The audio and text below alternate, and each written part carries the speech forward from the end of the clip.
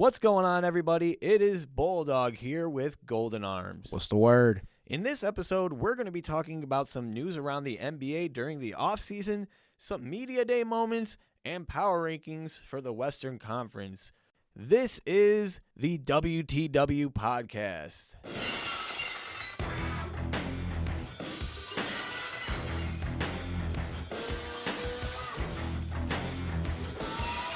Welcome back, everybody, to the WTW Podcast. Today, we're going to be talking about the Western Conference, some little anecdotes about it, and we're going to start right off here with the Denver Nuggets. Most notable thing that happened this offseason, if you guys aren't aware, they traded Michael Porter Jr. to the Brooklyn Nets for Cam Johnson. They traded Michael Porter Jr. there and a 2032 first-round pick for Cam Johnson. What a move for the Nuggets. Not only did they get off of MPJ's horrible contract, they got themselves a player who fits the mold of that team. Yeah, honestly, I think it was a perfect trade. I think Cam Johnson is a fantastic role player.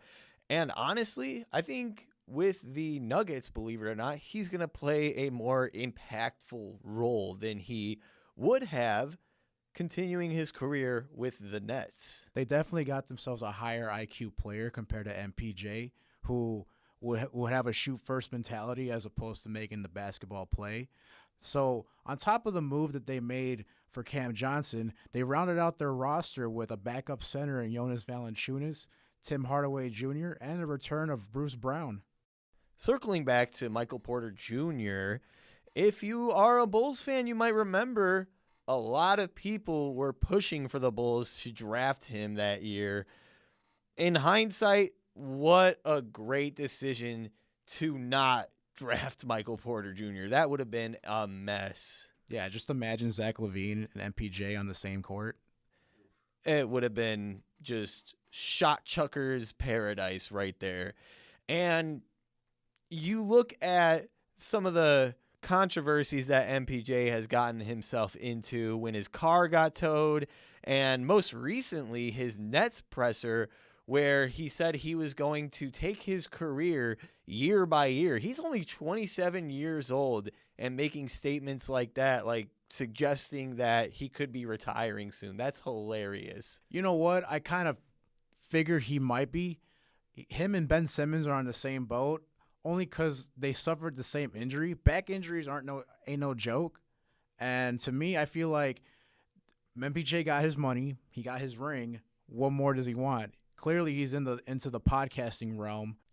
Yeah, you certainly got a feel for Nets fans. So if you guys are listening, if you even exist, sorry for your loss or gain, whatever you want to call it. It's a gain and a loss, that's for sure. But we're moving on to the Houston Rockets. As many of you may already know, their big acquisition this offseason was when they traded Jalen Green for Kevin Durant. Yeah, what a big move for the Rockets, going all in to win a championship. Yeah, and if you guys also pay attention to the NBA, you would know that they suffered a huge loss and injury to Fred VanVleet. I believe he tore his ACL. Yeah, during an offseason workout. Which is just tragic. You're talking about one of their better defenders. He's a shot maker, probably their third option in scoring.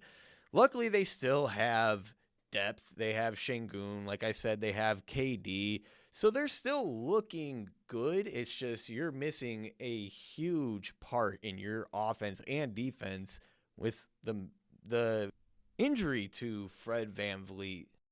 I mean, to be honest, this could be a blessing for the Rockets.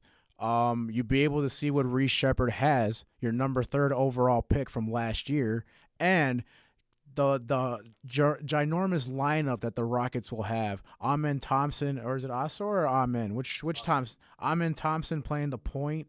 Then you got the rest of them 6-7 footers rounding out the starting 5. That's a scary starting 5 for any team to go up against, especially in the paint. Oh, yeah. Honestly, I didn't even think about Amen Thompson, and that's a shame right there because that is one of my favorite young players in the league. I forgot that he can run point. So, honestly, I think they'll be just fine. He is already projected to be a superstar in this league. And as you mentioned, that Fred VanVleet injury could just boost him even further and quicker than we expected into superstardom. Moving on to the Clippers. Oh boy. What's going on with them, huh? They just got Chris Paul. If this was 2010, we would be all over that. Just kidding. It doesn't really matter. I think it's sort of a sweet little homecoming. But speaking of the Clippers, Kawhi Leonard. What are they going to do with that? That's such a crazy scenario that he got himself into. But by the looks of it, I don't think anything's going to happen. They're going to fine him, which is nothing to Steve Ballmer. He makes so much money that fine's not going to be anything to him. And Kawhi Leonard is going to play half a season like he usually does and get injured towards playoff season and then come back limited. I don't know. Just the Clippers are a weird team in general. Just strange all around. They sign a bunch of old guys thinking they're going to win a title. They got Kawhi Leonard doing his thing.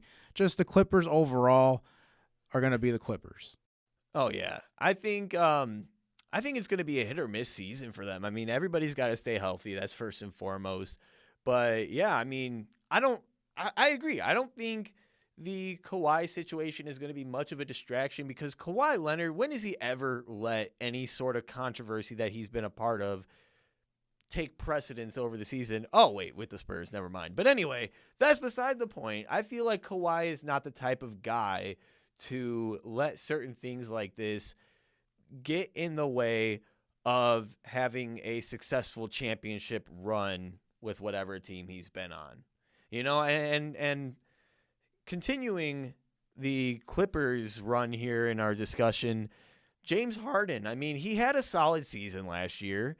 He is getting up there in age, as are most of the players on the Clippers roster. But, I mean, him and Kawhi obviously are the main X factors on this team. Can they get over the hump? Hopefully they can. They just got to play a full season first. They got to get to the playoffs before they can even make any sort of noise in it. And with Harden's reputation as a playoff choker, unfortunately, hopefully he can get over that hump with Kawhi Leonard's help. Yeah, I mean, that's a great point. He's always been known to underperform in the playoffs. There are a lot of guys like that. But James Harden is one of the more prolific options. I mean, this is a guy that, when healthy and playing at his best, is one of the more talented players out there. Obviously, he's not what he used to be with the Houston Rockets, but he's still a huge X factor for this team. Last but not least, let's talk about the reigning NBA champions. Do you think the Thunder can repeat? Man, they're built for it. That young squad, they got their big three locked down. I wouldn't be surprised if they become a repeat champ this year. First time in 7 years. Yeah, that's a great point. First time in 7 years. The last teams to do it were the Golden State Warriors. And honestly, I'm surprised the Warriors didn't win more, but that's neither here nor there. You touched on the Thunder being built for a repeat championship. I haven't seen a team this built for success since the Golden State Warriors, when they had Curry, Durant, Clay, Draymond, all of those guys. The Thunder are they're here to stay. It's insane. And with this current climate, like atmosphere in the NBA, you know, the second apron, like a lot of teams really not building their teams, but wasting a lot of money. I don't want to say wasting a lot of money, but, you know, a lot of teams are trying to avoid hitting that second apron while still trying to compete. The Thunder are in that real perfect balance where, like, they're under the second apron and they still got assets and draft picks and young players to replace. So let's say their bench, you know, ends up playing more than what they're worth now. Well, the Thunder can always flip them and replace them with the draft picks that they acquired over the last few years. Like, for example, Nikola Topic. They got that guy was out all last season. That's another guy who can probably potentially come in and replace one of the bench players for the Thunder, or potentially one of the starters who might outplay his contract, and now the Thunder can't afford him, which they've been in that situation before where they had to pick between Ibaka and James Harden. So to me, the Thunder are built cap-wise, draft pick-wise, and having a set starting lineup for years to come. Well, guys, that is our time this week. Thank you guys so much for listening. I want to thank Golden Arms for coming back out here. It has been a pleasure. Peace out, y'all.